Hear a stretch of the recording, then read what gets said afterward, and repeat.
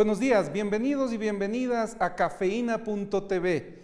Efecto Cafeína, hoy desde Quito, desde la capital del Ecuador, en la Academia Nacional de Historia, en el mes de octubre del 2016, para honrar una memoria que nos permita a los ecuatorianos y latinoamericanos comprender el momento, la coyuntura política, económica, social y cultural que vive el Ecuador y América Latina, en momentos en que existe una compleja disputa por el poder, en la reafirmación del interés de reanimar el neoliberalismo y en un momento en que necesitamos comprender de modo profundo cuáles son los logros, los límites de la reforma del Estado en el Ecuador y en América Latina, cómo este Estado que se ha ampliado en cantidad y en calidad nos permite garantizar derechos y generar formas de participación ciudadana que han constituido por primera vez en la América Latina un nuevo sujeto político.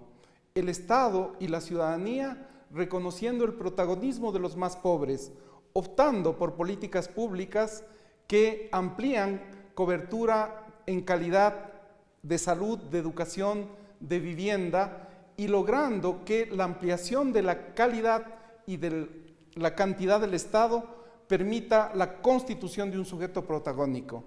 Esa característica del retorno del Estado, hoy amenazada por un intento de volver al neoliberalismo, y volver al neoliberalismo con ropajes y caretas nuevas que ocultan el verdadero interés que los partidos políticos, representantes de intereses de las derechas en el Ecuador y América Latina, hoy nos gobiernan o intentan gobernar desde esos principios y propósitos.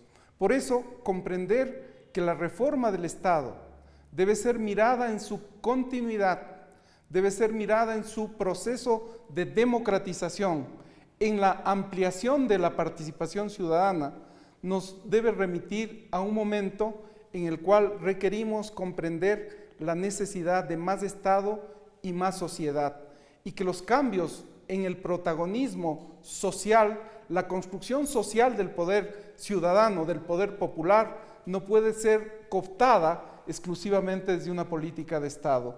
Por eso requerimos comprender en este momento cuál es el papel del Estado. Pero otro de los aspectos más importantes tiene que ver con la economía.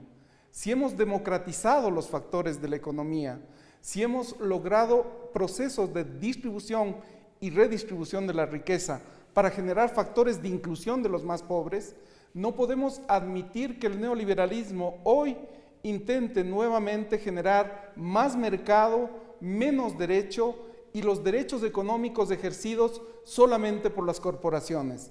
La amenaza de un espíritu, de un afán de corporativizar el Estado en favor del interés privado aparece con una claridad desmedida en el momento en que países de la región están privatizando, están eliminando los derechos y las garantías sociales que costaron muchísimo tiempo alcanzar, construir y lograr. Por eso la razón estatal, la razón económica hoy cobra una importancia fundamental. Pero nuestras sociedades requieren comprender que su protagonismo, que su organización, que su vitalidad en la historia a través de los movimientos sociales requiere admitir, reconocer y ejercer esa pluralidad, ese reconocimiento del otro, del distinto, del ajeno. Vamos entonces a analizar esta mañana, en efecto Cafeína, estos factores que son políticos, que son ideológicos, que son históricos, que son culturales, para comprender cuáles son los retos y la significación de este próximo proceso electoral en el caso ecuatoriano. Nos acompaña otro integrante de Cafeína, Juan Pazimiño, y quisiéramos hablar con Juan.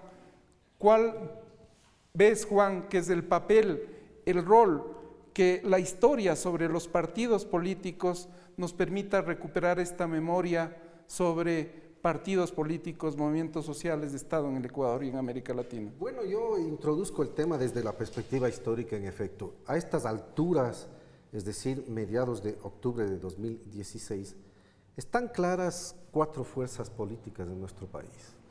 Una es Creo, con su candidato Guillermo Lasso, otro Partido Social Cristiano Madera de Guerrero, su candidata Cintia Viteri, el otro Izquierda Democrática Acuerdo Nacional por el Cambio con su candidato Paco Moncayo y Alianza País con su candidato y binomio consagrado ya Lenín Moreno, Jorge Glass. Bueno, ¿qué representan esas cuatro fuerzas históricamente? Me parece que al menos las tres primeras son fuerzas históricas tradicionales. Estamos hablando de Creo, que aunque es nuevo, fundado en 2010, constituido en 2011, pero se articula alrededor de una figura muy ligada al viejo social cristianismo, al viejo esquema de lo que fuera el social cristianismo tradicional en la ciudad de Guayaquil. Creo no representa más que una novedad en cuanto a la figura. El proyecto económico de Creo es absolutamente igual al proyecto económico que tiene el Partido Social Cristiano y que tiene Madera de Guerrero.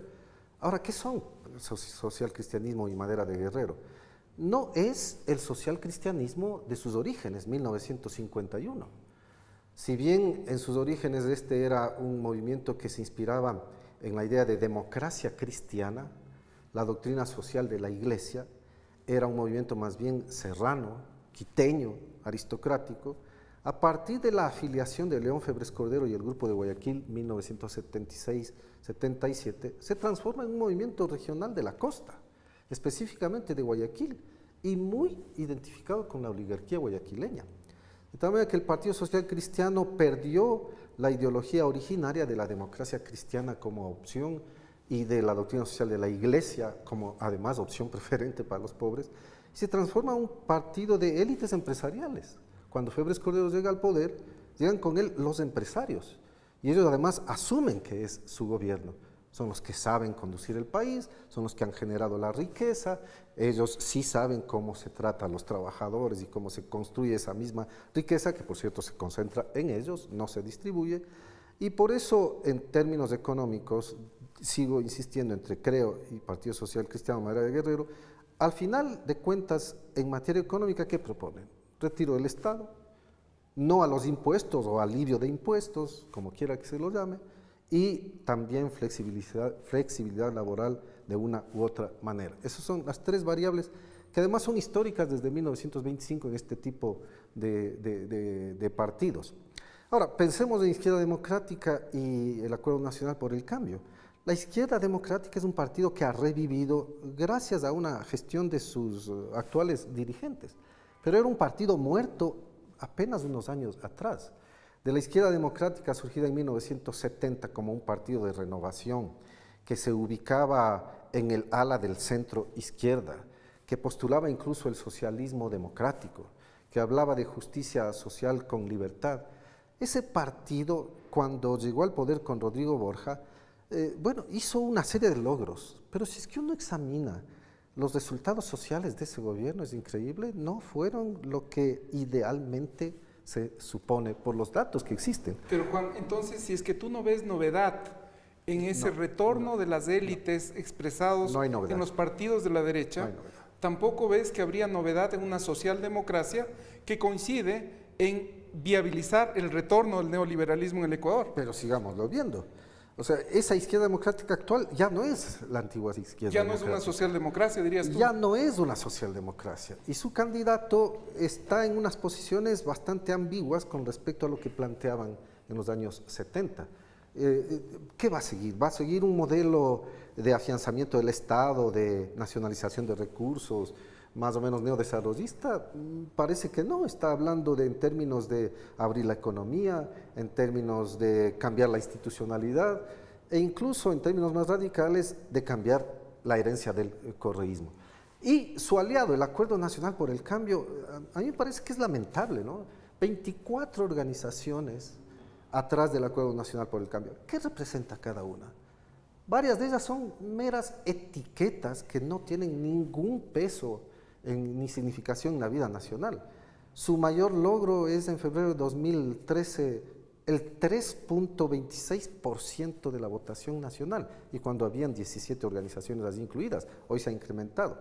El Acuerdo Nacional por el Cambio pretende reivindicar a esos partidos tradicionales de la izquierda, el socialismo antiguo, el comunista no, porque ya está dividido y está en otro lado.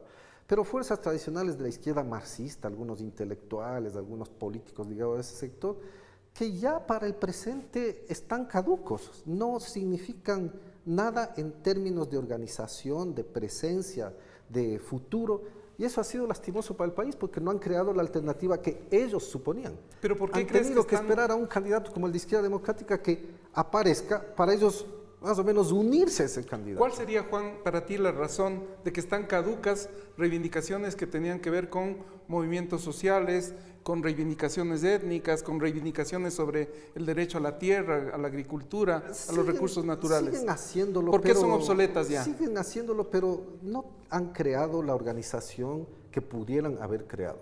Si es que pensamos en Partido Socialista, Partido Comunista en sus orígenes, 1926 el uno, 1931 el otro, trabajaron en sectores populares, crearon sindicatos, crearon organizaciones de campesinos e indígenas, se movieron más allá de los escritorios. En la actualidad lo que les ha faltado es comprometerse con ese tipo de organización, ir a crearla. Y por ello la esperanza en un candidato más o menos salvador, como es en este sentido Paco Moncayo, que viene de la izquierda democrática, que aunque hace una alianza con Acuerdo Nacional por el Cambio, pero que viene definitivamente de las filas de la izquierda democrática, y él mismo decía, bueno, espero que la izquierda democrática me candidatice. Entonces, claro, es otro tipo de expresión. Y Alianza País, que sí es un partido nuevo, no hay más remedio, no es hacerle ni propaganda, ni mucho menos, es un partido nuevo, deriva de las elecciones del 2006 hasta hoy. Tiene una serie de problemas. Su primer gran límite es no haber logrado crear organización de base popular, aunque sí de base electoral. Su significación actual, dados una serie de problemas con el propio gobierno, habrá que medirlo en el ámbito nacional, qué pasará, y particularmente en ciudades como Quito y Guayaquil, Quito y Cuenca, donde parece que la fuerza que tuvo Alianza País no está consolidada y habrá que ver qué es lo que suceda.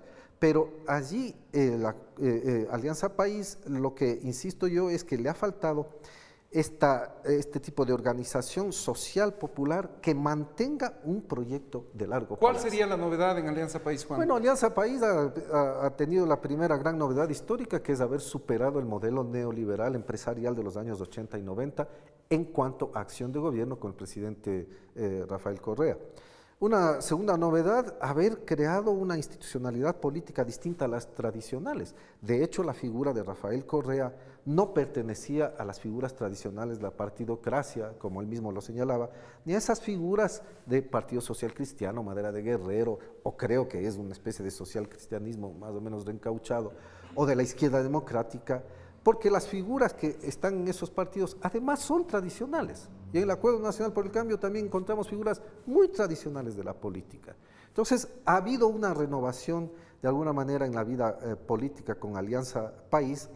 El ejercicio gubernamental sin duda provoca desgastes porque entran contradicciones, entran vacíos, entran limitaciones, pero sigue siendo un partido que tiene mejor estructura nacional que los otros partidos. Entonces, Juan, en la memoria histórica contemporánea de Ecuador y América Latina, deberíamos tener una mirada profunda respecto de este intento de volver al pasado y de esta viabilidad que los partidos ideológicos deberían tener en esa alianza non grata con el neoliberalismo. Bueno, además, ¿de qué partidos ideológicos estamos hablando? En parte ya no han manifestado con claridad su propia ideología, como se suponía cuando iniciamos la democracia en 1979, cada partido con un programa de acción, una filosofía y plan especificados, registrados, militantes, estructura nacional. Bueno, parece que esos objetivos incluso se perdieron. Que el Ecuador tenga 150 partidos y movimientos sociales, 70 habilitados para las actuales elecciones, no es una bendición, es una desgracia nacional. Pero también porque podría ser la expresión de esos son simplemente de sectores, de grupos, ahí se combinan partidos o regionales o locales, clubes electorales, sociedades de amigos para candidatizar a alguien, estructuras partidistas de ciertas clases, de ciertas organizaciones convertidas en movimiento o partido pequeño, hay de todo. pero la estructura nacional que uno espera, o como en teoría política, Adrián podrán darnos más solvente opinión sobre el asunto, la estructura de los partidos, como la teoría supone, intermediarios entre el Estado y la ciudadanía, bueno, eso en el Ecuador no se cumple. Bueno, demos paso entonces a Juan y Adrián para que nos comenten a criterio de ustedes. A Hernán y a Adrián, ¿qué criterios tendrían ustedes sobre... ¿Vivimos una nueva democracia en el Ecuador a partir del retorno de la democracia? ¿Hay nuevas condiciones para comprender el Estado, la sociedad de manera distinta? ¿O hay una continuidad en ciernes que aún no logra decantar en el caso de Ecuador y América Latina? Adrián. Bueno, lo que nosotros tenemos es de una u otra manera la pervivencia de antiguas prácticas con nuevas organizaciones. ¿Cómo ha funcionado tradicionalmente en la modernidad la política ecuatoriana? Alrededor de prácticas clientelares, de prácticas patrimoniales, de prácticas prebendales, que se daban en el pasado en todos los niveles. Son prácticas que de todas maneras continúan. Clientelismo supone el intercambio de lealtades por servicios. Estas prácticas continúan independientemente de la ideología de las organizaciones políticas o de los líderes políticos que en cada una de las provincias o incluso a nivel nacional existan. Prácticas patrimoniales, prácticas como el uso de recursos públicos como si fuesen de uno. La idea, yo hice este puente, yo hice esta carretera, yo puse esta puerta, yo puse el nombre del colegio de mi suegra al colegio del pueblo porque era una gran matrona. Y prácticas prebendales. Este tipo de prácticas en la historia ecuatoriana han sido convencionales, tradicionales y no han desaparecido del todo. Hay menos limitaciones, hay más control, sin duda, sobre todo desde el Ejecutivo, pero son prácticas sobre las cuales se sigue asentando la política ecuatoriana. Pero ¿cómo verías entonces los procesos de reforma, de transformación y democratización del Estado en relación con ese límite que pervive en nuestra sociedad ecuatoriana? Creo que la ruptura más valiosa de los últimos 10 años, a partir de la entronización del presidente Rafael Correa como jefe de Estado, es la fractura del dominio del Partido Social Cristiano, más que del Partido Social Cristiano, de los intereses que giraban alrededor del Partido Social Cristiano en la política ecuatoriana. ¿Alrededor de qué? De una práctica constante de erosión del Estado, de sus instituciones, de sus facultades planificadoras, de sus facultades controladoras. Esto dejaba en el escenario político a los actores más poderosos en términos económicos y sociales con mayores recursos, pero producía la exclusión de la mayor parte de las personas. Prácticas de exclusión de derechos ciudadanos que caracterizaron probablemente a la primera etapa de la democracia ecuatoriana. Esta fue una ruptura central. Me parece, sin embargo, y creo que el propio plan de Alianza País, el plan de gobierno de Alianza País, reconoce que la principal limitación en esta nueva etapa democrática del país es la conexión de la organización política y de las autoridades de gobierno con la ciudadanía. Lo que tuvimos es una concentración de las facultades gubernamentales en distintos focos y centros de decisión, particularmente en el Ejecutivo y particularmente en la Presidencia de la República.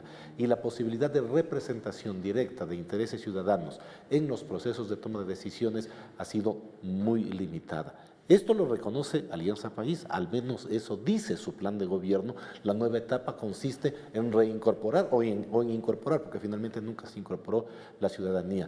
Probablemente las circunstancias históricas explican el hecho de este estilo gubernamental que fue muy eficiente en algunos casos, pero me parece que ese es el horizonte político por el cual el Ecuador podría avanzar en el proceso de democratización. Para ti, Hernán, esta ruptura, esta continuidad, ¿requiere cambio, requiere transformaciones profundas que garanticen consolidar los procesos que se han gestado? Yo quisiera ir un poquito más atrás. Yo me preguntaría efectivamente cuáles son las dimensiones y la profundidad de los cambios que se han dado. Escuchando la ilustrativa intervención de Juan, desde cómo se van conectando con corrientes y tendencias ideológicas a lo largo de la historia, quizá de los últimos 50 años en el Ecuador, o si no el segundo hito cuando retomamos la democracia y cuando los partidos de alguna manera se organizan y empiezan a ofertar precisamente sus propios programas marcando diferencias entre las corrientes, digamos, tradicionales.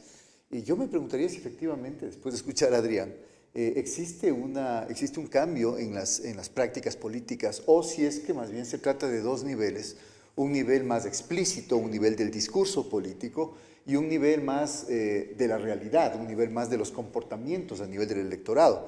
Creo que hay una distancia bastante grande entre los dos niveles, puesto que desde la teoría política uno puede efectivamente hacer un análisis que encuentra cierta racionalidad y puede encontrar en cada periodo histórico una cierta racionalidad de las propuestas y de las ofertas electorales en base a una ideología. Pero cuando uno mira ese sustrato que marca la cultura política ecuatoriana, marcado por el patrimonialismo, marcado por el corporativismo, marcado por el clientelismo, marcado por clivajes regionales, uno encuentra que quizá la racionalidad del voto no está atada a esos cambios que aparecen en el discurso y que de alguna manera podríamos decir llegaron a irse configurando de alguna manera, primero en el 79 con el régimen de partidos políticos que pervivió hasta mediados digamos, de este siglo, que fue languideciendo a finales del siglo pasado hasta mediados de este siglo, y que volvió, parece, a iluminarse con el llamado a la Asamblea Constituyente.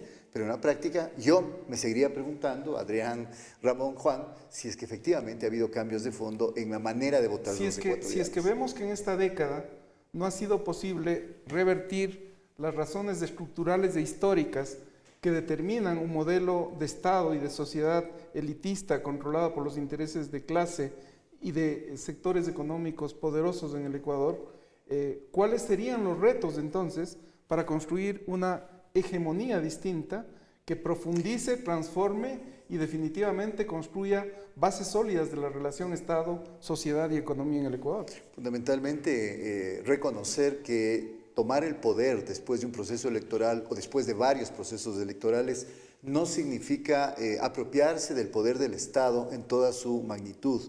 No porque en el discurso de Alianza País se haya puesto tanto énfasis en el retorno del Estado, no porque no se hayan hecho cambios, en algunos casos también sustantivos, en la composición del Estado y en sus alcances, eso no quiere decir que el Estado en el Ecuador, con esas diferencias regionales, con ese enquistamiento quizá de poderes también locales, no esté todavía en otras manos. A mí me parece que ese es el gran límite, haber creído que consiguiendo paulatinamente, elección tras elección, estos últimos 10 años, el poder para dirigir el Estado, para dirigir el Ejecutivo, incluyendo como base una constitución, yo diría presidencialista, que da mucho más poder al Ejecutivo que quizá la Constitución anterior, no darse cuenta que todavía, no solamente prácticas políticas, sino la cultura política de los ecuatorianos y de alguna manera esa suerte de cultura del neoliberalismo que plantea de manera subjetiva hábitos de comportamiento, maneras de ser, expectativas, deseos de la ciudadanía que van a chocar necesariamente con un proyecto basado en una mayor equidad social, basado en una mayor solidaridad, que ataque problemas claves de nuestra sociedad en términos culturales como son las prácticas racistas, las prácticas sexistas. Eso no se cambia tan fácilmente y me parece que este periodo de los últimos 10 años ha sido un periodo exitoso en cierta medida, ya que de alguna manera nos ha hecho ver a muchos ecuatorianos lo que queda pendiente por hacer. Se han dado los primeros pasos en algunas de estas áreas, pero me parece que lo que resta por hacer y los desafíos que tenemos por delante no se van siquiera a solucionar en relación con quién gane las elecciones del 2017, sino yo creo que son procesos de mucho más largo plazo, donde esta suerte de orden civilizatorio que es el modelo neoliberal es el que finalmente tendrá que sufrir, ya sea la presión del sector organizado de la sociedad, de los sectores más excluidos, de los sectores más explotados, o de alguna manera atraerá a sectores políticos de distinta ideología para que se adapten a este orden neoliberal. Ese es el gran desafío que creo que tiene la sociedad ecuatoriana, de escoger entre una elección antisistémica, en una elección anticapitalista, en condiciones mundiales muy difíciles, por cierto. Solamente veamos el entorno regional que cuesta arriba se ha puesto estos últimos años, o finalmente plantear una reforma del Estado que puede tener carácter estructural en alguna medida, pero que finalmente siempre está amenazada por ese fantasma de que este orden subterráneo, este orden constituido, vuelva a irse apropiando, inclusive a nivel de los territorios y de las localidades, de lo que siempre fue suyo desde el retorno desde la independencia del Ecuador. Adrián, ¿cómo miras tú las complejidades y los retos frente a temas internacionales en los cuales el Ecuador debe desarrollar una visión, debe desarrollar una activa presencia, debe comprender el momento y en relación con eso, cuáles son las perspectivas que como país, como región, como América Latina y el Caribe tenemos? Bueno, en el contexto internacional, lo que se puede lograr políticamente no depende exclusivamente de los recursos de cada uno de los países. Depende de cómo está organizado, distribuido el poder y de cómo está la voluntad política en el entorno. Si nosotros hablamos, por ejemplo, de la primera década de este siglo, vamos a encontrar que surgieron algunas iniciativas importantes que fueron alentadas sobre todo por los gobiernos que se identificaban con la izquierda, iniciativas de asociación regional en términos políticos fundamentalmente, como UNASUR, como CELAC, que fueron las dos más importantes, pero hubo otras también, como la misma Alianza Bolivariana, como la misma ALBA. Y lo que nosotros tenemos que ver es que no solamente el contexto internacional que le fue desfavorable a América Latina, sino que la heterogeneidad estructural, porque los países latinoamericanos, siendo parecidos tal vez en algunos antecedentes históricos, culturales y en lenguaje, no lo son en términos de cada uno de sus entornos políticos y productivos. Hay muy pocas complementariedades.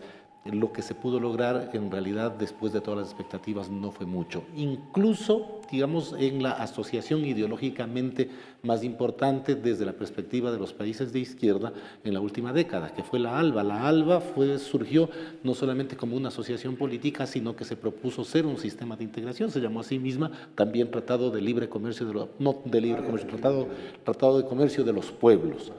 Lo que hemos avanzado en comercio es prácticamente nada en la ALBA, ni en medidas de integración económica. Las sociedades no se han integrado.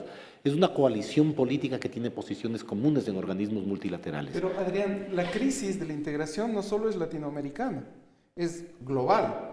Es decir, podemos afirmar que los procesos de integración han hecho crisis en Europa y evidentemente eso nos debería hacer pensar que el robustecimiento, el fortalecimiento del capital y de las corporaciones son los que dictan este momento las formas de relación y de comercio entre países y entre economías. Entonces, ¿cómo repensar contemporáneamente estos procesos de integración que evidentemente no deben ser solo regionales, sino globales? ¿Cuáles son las condiciones de la geopolítica, de la geoestrategia que debería permitirnos insertar inteligentemente al Ecuador en el mundo? Bueno, en el caso de la integración latinoamericana, lo que parece claro es que la asociación política no es suficiente, no hay integración, es decir, las sociedades no se fusionan si no hay una dimensión económica de esas sociedades que se fusionen. Los afanes de integración ideológica y política no bastan, dices tú.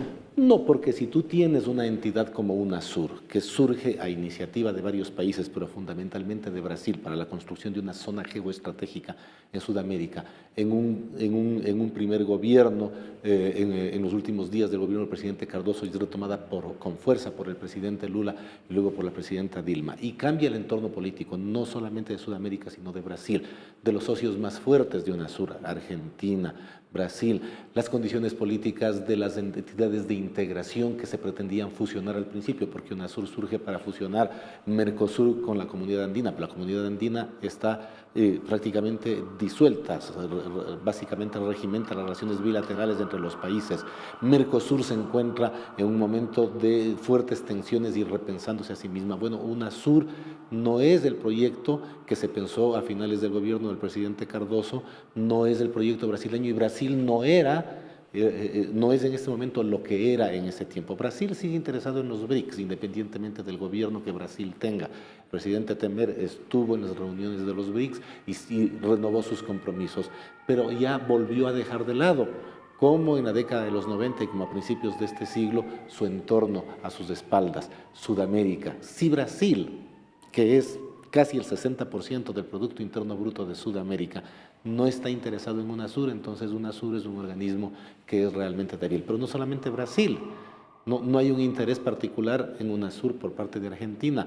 Hay un interés mediano de compromiso por parte de Chile, Colombia, Perú, y tenemos los 3 países del ALBA que lo sostienen como un proyecto político de futuro, con matices, porque los intereses bolivianos no son los mismos que los ecuatorianos ni los venezolanos. Entonces, por ejemplo, el proyecto de UNASUR, como proyecto de integración de Sudamérica, es un proyecto que en estos momentos se encuentra paralizado, que no logró desarrollar sistemas de intercambio comerciales, por ejemplo, pero tampoco sistemas económicos, más allá, pero el comercio es una dimensión, más allá del comercio hay muchas posibilidades de integración económica, no fue la preocupación. ¿Esa lógica nos debería llevar al desaliento o alentar nuevas formas complementarias y plurales de pensar la integración entre distintos? Nos debe llevar a pensar cómo integrar a la buena idea de formar una alianza de carácter político, que era UNASUR,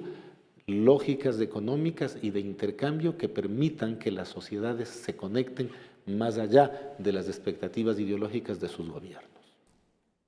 Juan. Quizás así habría que otra vez retomar asuntos históricos. La integración surge en nuestra América Latina años 60, primero con la LALC, después del Pacto Andino y luego la integración centroamericana. Lastimosamente, las ideas de integración de la época son muy rudimentarias en términos de que lo que se integra es capacidades empresariales, negocios, posibilidades de mercado. Bueno, esa lógica se rompe con los gobiernos progresistas democráticos de nueva izquierda en América Latina, cuando la idea es ni siquiera hacer solo integración empresarial, sino integración económica general e integración política y hasta ideológica. Hacer un acuerdo para crear una América Latina que enfrente las condiciones de la globalización de una manera distinta a la tradicional. Ante ese panorama, ¿qué ofrecen las candidaturas ecuatorianas sobre la integración? ¿Qué nuevo puede ofrecer, creo, Partido Social Cristiano, Madera de Guerrero, Izquierda Democrática, Acuerdo Nacional por el Cambio? ¿Qué de nuevo también puede ofrecer Alianza País en esas condiciones? Al menos los 3 primeros o los 2 primeros, yo creo que no tienen nada que ofrecer, sino volver a la idea de que hay que crear un mercado abierto para que las empresas tengan éxito y puedan hacer negocios. Ese es su modelo. Por eso cuando se les oye o a los candidatos oficiales de estos partidos, creo, Madera de Guerrero, Social Cristianismo, o a sus partidarios, enseguida están hablando de suscribir tratados de libre comercio, abrirse al mundo. El Ecuador no tiene que permanecer como una isla frente a las condiciones que los mercados desarrollan. Reclaman un Estado que afiance la competitividad, la competencia. Bueno, hay que cambiar el chip político. El Estado no es para eso. El Estado no tiene que crear condiciones de competitividad para las empresas. El Estado tiene que crear bienestar social. El Estado tiene que crear siendo agente económico, condiciones para el desarrollo material. Tiene que proveer de equidad, de mejores justicia, servicios. sin duda. Bueno, eso también aprendimos en la última década. Es decir, lo que hablábamos hace un momento, se recobra algunos de los aspectos que hemos querido desarrollar los ecuatorianos, como es la redistribución de la riqueza. Claro que es un principio que se recobra. El tratar de hacer una reforma tributaria para que los ricos sean los que más paguen, es un gran esfuerzo nacional, y yo insistiré desde la perspectiva histórica. Viene desde el año 1928, cuando recién se crea allí el impuesto a la renta, y las capas de élite normalmente lo han eludido, lo han evadido o han procurado o se resisten liquidarlo. como hoy, ¿no? Bueno, hay que aumentar impuestos a las capas más ricas. Asimismo, la economía empresarial, ya tenemos experiencia, años 80 y 90, un fracaso completo para el caso del Ecuador. Sí concentró la riqueza, que es otra cosa, sí volvió al Ecuador un país de consumismo ampliado, cierto es, pero en términos de desarrollo social, de equidad, todos los índices de los años 80 y 90 nos dan a entender que el Ecuador retrocedió como nunca antes. Por eso los avances de la última década. Y sin embargo los desafíos, Hernán, Adrián, van a continuar, Ramón, hacia futuro, porque queda trunco el momento en que, por ejemplo, la crisis económica o la recesión económica desde el año 2015-2016 provocó unos desajustes que nos hacen ver que, como decían ustedes 2 compañeros, se estuvo afirmando una especie de Estado que al contar con riqueza podía hacer obra, podía dar servicios, pero que al quedarse sin esos recursos se ve que estaba faltando la transformación más importante, estructuralmente afectar las condiciones del poder económico y alterar esas condiciones. Que llegar al Estado ha sido importantísimo para ejercer la redistribución de la riqueza, hacer servicio público, crear obra pública, pero no bastó.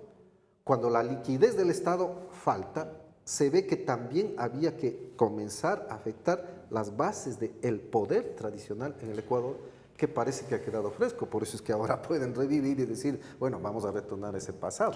Esos niveles de radicalidad democrática implican también una racionalidad democrática que reconozca intereses distintos, plurales, diversos en el caso ecuatoriano, que relacionen el interés del Estado con el interés de las empresas y de las sociedades. Pero evidentemente estamos en un momento en que deberíamos exigir del programa, de la política, de la comunicación, de los liderazgos, la expresión y la representación de esa novedad, de esa continuidad, de esa transición y de ese cambio que queremos que exista en el caso ecuatoriano o que dé continuidad a los procesos de transformación que vivimos en el Ecuador y América Latina. Hernán, ¿cómo ves tú el tema de programa, el tema de liderazgo, el tema de comunicación en la actual coyuntura preelectoral o más bien ya electoral, porque se acaba de convocar el proceso electoral ecuatoriano? Bueno, quizá ese es uno de los grandes déficits que tenemos en el Ecuador cuando nos referimos a cultura política. Lamentablemente no hay mucha posibilidad de que el análisis, del tipo de análisis que estamos haciendo acá, que intenta intenta vincular aspectos macroestructurales con aspectos locales, que intenta buscar una racionalidad, por ejemplo, para poder entender cuál es la postura de un partido de derecha, que quizás si hacemos esa retrospectiva histórica y si planteamos que es un representante de ciertos sectores de la sociedad, especialmente sectores empresariales, frente al tema, por ejemplo, de la integración o frente al tema del comercio o frente al tema de la primacía del mercado, obviamente deberá posicionarse ahí. Lamentablemente, en época electoral, el discurso político muta, se transforma.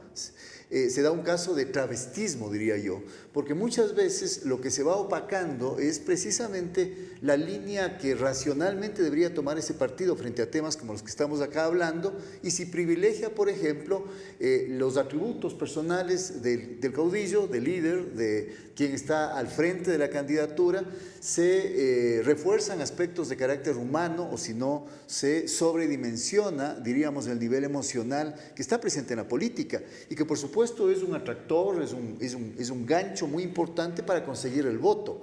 Una cosa es lo que los equipos de campaña política hacen a través de sus asesores, es decir, de alguna manera absorber las demandas o entender cuáles son las demandas sociales, qué es lo que la gente quiere oír, pero vinculado con sus propios problemas cotidianos. Otra cosa es lo que hacen los equipos de marketing y de publicidad política, construyendo la imagen del candidato, y finalmente de esa mezcolanza aparece lo que es efectivamente la campaña en acción. ¿Qué es esto de la campaña en acción? El candidato actuando en medios de comunicación, el candidato actuando en espacios presenciales con los potenciales electores o votantes por él, el candidato poniendo su firma biográfica a lo que quiere mostrar ante la ciudadanía, etcétera. Entonces, a mí sí me parece importante, por ejemplo, que se pueda tratar de lograr elevar el nivel de racionalidad y de información acerca de por qué voy a votar por tal candidato o cual candidato, inclusive si es que algunos de ellos no quieren topar ciertos temas. Yo no he escuchado hasta ahora en los programas políticos de los candidatos, por ejemplo, de la centro derecha o de las dos derechas, como se ha dicho acá, que hayan dicho una sola palabra sobre los procesos de integración latinoamericanos. Lo que sí he escuchado son discursos de mucha animadversión respecto a estos procesos que se han dado en los últimos años y que también describió Adrián, diciendo que se trata de procesos meramente ideológicos, que se trata de un club de amigos, de alguna manera, de amigos que piensan igual, de amigos enlazados o hermanados por lo que denominan el socialismo del siglo XXI y que no tienen un ápice de basamento en lo que realmente quieren las sociedades que se integran, es decir, integrarse a través de tratados comerciales, integrarse alrededor del mercado, porque eso sí le daría sustentabilidad.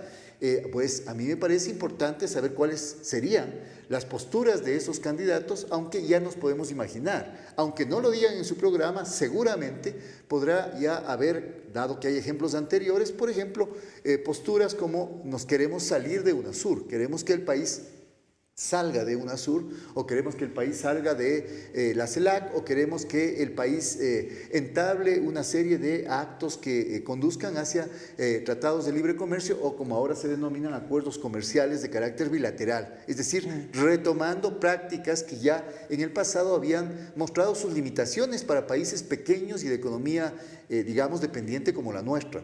Y en ese sentido yo sí creo que resulta absolutamente necesario ir completando, por llamarlo de alguna manera, lo que no se ha dicho, lo que no se dice, lo que se oculta, lo que no se quiere mostrar en los programas de gobierno. Cuando un candidato dice, o una candidata de la derecha, o un candidato de la centroizquierda, como se denomina, dicen vamos a ir a negociar, a renegociar en mejores términos la deuda ecuatoriana con China, por ejemplo, o vamos a ir a golpear las puertas nuevamente de los organismos financieros internacionales como el Fondo Monetario o el Banco Mundial para el caso de proyectos, nos están diciendo una verdad a medias. Quizá vayan a hacer eso, pero no nos están mostrando cuál es el modelo, cuál es el paradigma, cuál es el marco mayor dentro del cual van a hacer esa acción. Nos están ocultando el neoliberalismo, ¿no? El retorno al neoliberalismo. El neoliberalismo, efectivamente, o el post-neoliberalismo. En sus efectos, tiene una nocividad, una toxicidad que se ve en el día a día de los sectores más excluidos. Sin embargo, el discurso neoliberal siempre procura ser un discurso maquillado, siempre procura ser un discurso que seduzca, un discurso que de alguna manera, por ejemplo, plantee como eje central lo económico, pero no en términos de redistribución, ni en términos de mayor equidad económica, sino más bien en términos de que las mayores inversiones extranjeras, la mayor circulación de capital, el mayor estímulo al trabajo empresarial de la gran empresa sobre todo, automáticamente va a producir mayor empleo y a través de mayor empleo, mayor bienestar social. Adrián, ¿cuáles crees tú que son las condiciones contemporáneas que esta democracia ecuatoriana, que este tránsito en democracia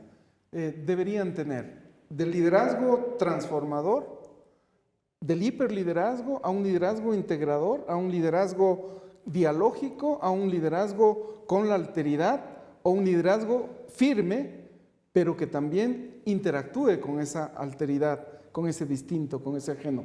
¿Cómo ves tú las condiciones de liderazgo y democracia en el Ecuador contemporáneo?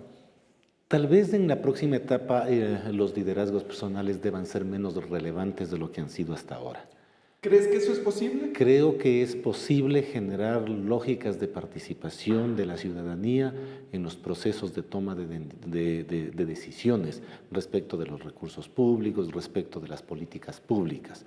Esto significa ciudadanía organizada y significa crear canales de participación, además de aquellos que la ley provee. ¿Eso es posible en medio de una campaña electoral, Adrián? Es posible en medio de un proceso de democratización de la sociedad. Ya. Democratizar la sociedad supone la posibilidad que todos tengan acceso al proceso de toma de decisiones y no solamente unos pocos, y no solamente los actores poderosos, porque independientemente de la naturaleza ideológica de este gobierno o de otros gobiernos progresistas en América Latina, los actores poderosos siempre tienen poder. Sí, las élites económicas tienen poder, tienen más poder que el conjunto de la ciudadanía. De lo que se trata, creo, si lo que nosotros queremos es continuar con un proceso de democratización de la sociedad, es procurar que hayan canales de participación ciudadana, canales de representación de los intereses de la ciudadanía, en donde en los procesos de rendición de cuentas, en los procesos de toma de decisiones a nivel local, a nivel nacional, de tal manera que el proceso de democratización del país sea un proceso que englobe a la mayor cantidad de personas posible y a la mayor cantidad de intereses posibles, tomando en cuenta siempre, si es que se pudiera, a aquellos que han estado históricamente excluidos o subordinados. La democratización del país supone un proceso de ruptura con lógicas de dominación, con prácticas de dominación que de todas maneras persisten. Y esto digo independientemente de la naturaleza de los gobiernos. Entonces, esto que, claro, se plantea en términos ideales, podría ser como el nuevo horizonte. Si de lo que se trata es de democratizar el país, por eso digo, los liderazgos personales tal vez deberían ser menos relevantes de lo que han sido hasta ahora. Y la producción de hechos democratizadores no deben corresponder solo al Estado o a los partidos, sino el ejercicio pleno de un derecho y de una obligación ciudadana en la disputa de una nueva democracia más amplia que nos represente, que nos alcance para todos. Pero tiene que expresarse en la vida pública institucionalmente y en el Estado también y en las leyes que existen. Tenemos una constitución que permite todo aquello, tenemos una constitución que permite levantar lógicas de no discriminación por razones de clase, por razones de identidad cultural o étnica, por razones de género. Pero eso deberíamos reconocer, son tareas todavía pendientes en una sociedad que históricamente se ha construido sobre la base de la exclusión, sobre la base de una exclusión levantada en la diferenciación de clase, en la diferenciación cultural étnica, en la diferenciación de género. Democratizar la sociedad supone romper lógicas de dominación que las tenemos naturalizadas, las de género, por ejemplo. Para el cierre, entonces voy a pedir que los colegas puedan identificar de manera corta cuáles son los retos, cuáles son las principales perspectivas que en esta coyuntura histórica, política, económica, social de la integración latinoamericana tenemos. Juan. Bueno, hay que partir del hecho de que América Latina también entró en una situación difícil después de los acontecimientos del triunfo de Macri en Argentina, de Temer en Brasil y el jaque que existe sobre los gobiernos bolivarianos. Bueno, sobre esa perspectiva, lo que hay que hacer, como suele decirse en la misma teoría, es un enroque. Profundizar la revolución, para ponerlo en esos términos así muy rápidos. Profundizar los cambios, radicalizar la idea de que tenemos, porque así hay que hacerlo, tenemos que afectar a las capas económicamente más poderosas de este país. Y eso solamente puede encarnarlo un proyecto que implique fuerte redistribución de la riqueza, minar las bases del poder económico y político de esas élites y advertir desde el punto de vista de la ciudadanía que si los movimientos sociales, trabajadores, indígenas, estudiantes, etcétera, no son capaces de por sí mismos también generar alternativas, presiones, demandas y siguen convertidos en alas de procesos electorales o de figuras electorales, entonces seguirán esos movimientos tan débiles y divididos como ahora lo están.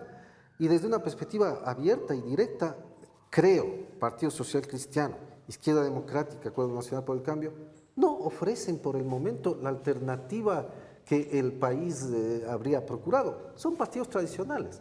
Y en Alianza País hay que hacer el gran esfuerzo por ofrecer una radicalidad hacia futuro que convenza a la ciudadanía en medio de situaciones críticas y difíciles. Hernán. En estos últimos años a mí me ha llamado mucho la atención la reiterada alusión al término "el Estado somos todos". Y creo que la comprensión de eso de alguna manera nos ha llevado a algunos equívocos y creo que ha marcado algunos límites en el ejercicio de la gobernabilidad y en la profundidad de los cambios estructurales que se ha querido hacer acá en el Ecuador. A mí me parece que el Estado no debe ser más grande o no por ser más grande es mejor. A mí me parece que hay que buscar la optimización del Estado. Creo que hay todavía deudas y saldos pendientes muy fuertes a pesar de los avances que se han hecho. Yo creo que los cambios estructurales se hacen desde abajo. Creo que el Estado debe someterse, debe subordinarse a la sociedad, no al revés. Creo que a veces ciertos liderazgos extremadamente fuertes si bien es cierto, encajan y sintonizan con la cultura política que tenemos en países como los nuestros, a la larga aglutinan demasiado poder personal y ese poder personal aleja a determinadas bases sociales, bases organizadas me refiero, que yo creo que deberían ser efectivamente los elementos que no solamente determinen la política interior, sino también determinen, por ejemplo, los procesos de vinculación con procesos de integración externo.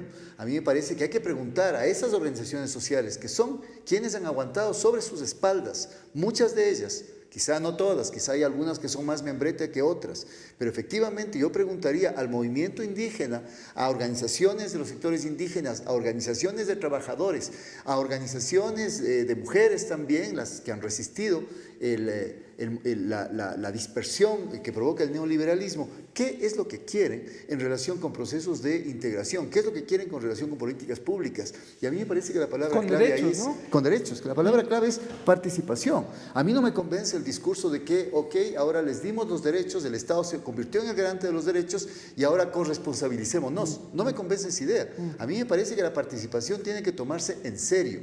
Y para eso, por ejemplo, creo yo, podría ser interesante que los candidatos discutan alrededor de una posible reforma constitucional en términos del Consejo de Participación Ciudadana y Control Social. A mí en particular me parece que deja mucha deuda pendiente el Consejo de Participación como una estrategia. A mí me parece que el horizonte normativo previsto como idea en la Constitución no estuvo mal. Me parece que en la práctica, cómo se llevó a cabo, cómo se constituyó la institucionalidad que iba a llevar a cabo esa participación ciudadana, muchas veces se volvió más cooptación que otra cosa. Y que no debe ser un poder del Estado, sino de la sociedad, como tú reclamas.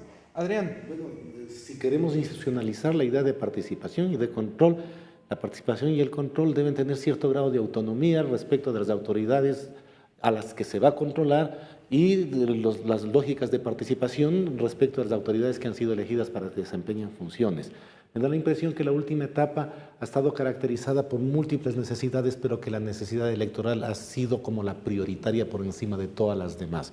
Y claro, se han ganado las elecciones y estas elecciones han legitimado las decisiones, pero estas decisiones muchas veces han estado conducidas siempre a tratar de obtener un nuevo triunfo en el horizonte electoral. Me parece que es necesario volver a los inicios, qué es lo que este proceso en el Ecuador que da origen a este proceso en el Ecuador. Y lo que da origen a este proceso en el Ecuador era la necesidad de democratizar una sociedad que en teoría las lógicas partidistas y neoliberales la planteaban, estaba en todas las constituciones del pasado, pero que en la práctica no existía. Entonces lo que tenemos que evaluar es estos objetivos originales, cuáles de estos objetivos originales están pendientes todavía y qué mecanismos se necesitan para que estos objetivos puedan ser consolidados y logrados. Ciertamente en el ámbito institucional, este consejo al que se refería Hernán no ha sido uno de los objetivos conseguidos. No hay que olvidar que sí existe un peligro, la restauración de un modelo económico centrado en la empresa privada y el mercado libre como agentes para el desarrollo. Y ese peligro conlleva una serie de repercusiones sociales ya experimentadas por el Ecuador en los años 80 y 90. Bueno, gracias Juan por la yapa.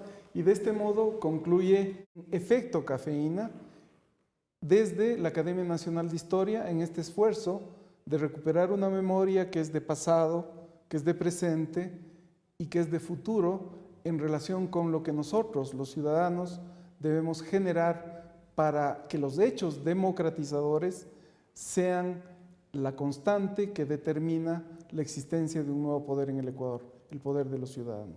Muchas gracias.